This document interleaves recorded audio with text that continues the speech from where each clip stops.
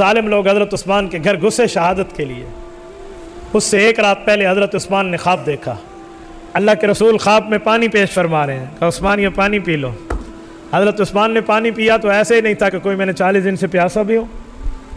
کہا عثمان اگر چاہتے ہو تو ہم تیرے لیے دعا کر دیتے ہیں کہ ظالم ذلیل ہو جائیں، اور اگر چاہتے ہو تو آج کی افطاری میرے پاس کر لو۔ عثمان ذو النورین وہ ہے جو رسول اللہ کے بغیر بیت اللہ کا طواف نہیں کرتا حدیبیہ کے موقع پہ۔ عثمان ذو النورین وہ ہے جس نے رسول اللہ صلی اللہ علیہ وسلم پر چوتھے نمبر پہ ایمان لایا ہے، جان مال وقت کی قربانی رسول اللہ پہ دی ہے، یہ حضور پاک علیہ السلام کا محب ہے، کیسے انکار کر سکتا تھا؟ کہا یا رسول اللہ آپ کے پاس افطاری مجھے سب نعمتوں سے زیادہ قبول ہے۔ کہا اچھا عثمان صبر کر۔ صبح اٹھے، بیوی کو کہا مجھے پجامہ پہناؤ، بیوی نے کہا آپ نے ہمیشہ تہبند پہنا ہے، آج پجامہ پہن رہے ہیں، وجہ؟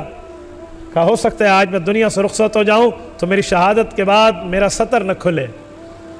پجامہ پہنا اور تلاوت کر رہے ہیں، روزانہ ایک قرآن کریم پڑھتے تھے وطر میں، 40 دن محاصرہ رہا ہے، 40 قرآن کے ختم ہوئے ہیں عثمان غنی کے۔ حضرت عثمان کے گھر یہ گھسے ہیں، ان ظالموں نے حضرت عثمان کو شہید کیا۔ اس شہادت میں حضرت نائلہ حضرت عثمان کی بیوی کی 3 انگلیاں بھی کٹ گئی تھی۔ جو پیرا دار تھے یہ اس طرف سے نہیں آئے، کسی اور طرف سے آئے، ان پیرا داروں کو علم بھی نہیں ہونے دیا، یہ شاید انہیں کسی معاملات میں لگا دیا ہوگا، کوئی چھوٹی سی مٹھ بھیڑ ہو گئی ہوگی، اس طرح کے معاملات میں مشغول کر کے گھس گئے تھے۔ حضرت عثمان غنی کا جب خون گرا تو قرآن کھلا ہوا تھا۔ یہ جو میں نے آیت خطبے میں پڑھی ہے، سورت نمبر 2 سورت بقرہ آیت نمبر 137، پہلے پارے کا آخری صفحہ، رب کائنات فرماتے ہیں فَسَيَكْفِيكَهُمُ اللَّهُ، رب ان کے لیے کافی ہے، وَهُوَ السَّمِيعُ الْعَلِيمُ، اللہ سننے والا ہے، جاننے والا ہے۔ یہ قرآن کی آیت کے لفظ تھے، ادھر عثمان غنی کا خون گرا ہے۔ یہ قرآن کریم آج بھی توپ کاپ استنبول کے میوزیم ترکی میں موجود ہے۔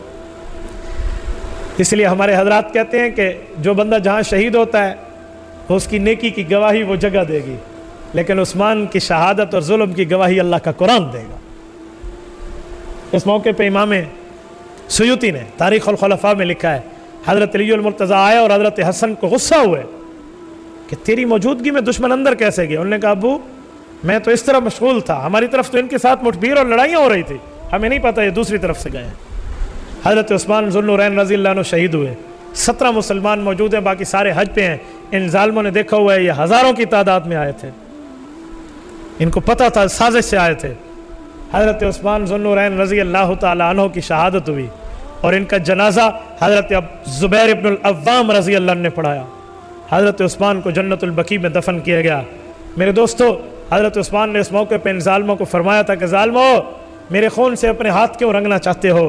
میں چوتھے نمبر کا مسلمان ہوں، مجھے رسول اللہ کی 2 بیٹیاں ملی ہیں، اور میرے لیے اللہ کے رسول نے فرمایا عثمان یہ میرا ہاتھ تیری ہاتھ کی طرف سے بیعت کر رہا ہے۔ مجھے اللہ کے رسول نے فرمایا تو عثمان تیرے قتل سے ایک وہ تلوار جو آج تک نیام میں تھی وہ تلوار نکل آئے گی اور قیامت تک نکلی رہے گی۔ پھر کہا میرے خون سے ہاتھ نہ رنگنا، میرے اوپر ظلم اور تشدد نہ کرنا، ورنہ رب کو جواب دے ہوں گے۔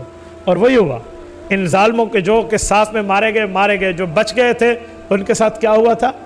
ایک بزرگ کہتے ہیں میں ایک موقع پہ ایک حج کی ایک جگہ سے گزر رہا ہوں اور راستے میں دیکھا کہ ایک بندہ ہے وہ رو رہا ہے، اور ہر 1 منٹ کے بعد اس کو کرنٹ لگتا ہے اور جسم اس کا ہلنے لگ جاتا ہے اور وہ روتا ہے۔ کہتے ہیں لوگوں لاکھوں بندوں کی تکلیف ایک طرف، میرے جسم میں تکلیف ایک طرف، یہ ہاتھ سے تکلیف شروع ہوتی ہے، پورا جسم کانپ جاتا ہے اور اس کا چہرہ جل کے سیاہ ہو چکا ہے اس تکلیف کی وجہ سے، اور وہ رو رہا ہے اور پیٹ رہا ہے، آہو فغاں دے رہا ہے۔ میں نے اس بندے سے کہا بندے تو نے کیا کیا؟ اس نے کہا میں وہ ظالم ہوں جب حضرت عثمان کے گھر لوگ گھسے تھے تو میں نے تھپڑ مارا تھا۔ یہ عمرو بن حمق جیسے ان جیسے بے ایمانوں کو حضرت معاویہ نے پھر ٹھکانے لگایا۔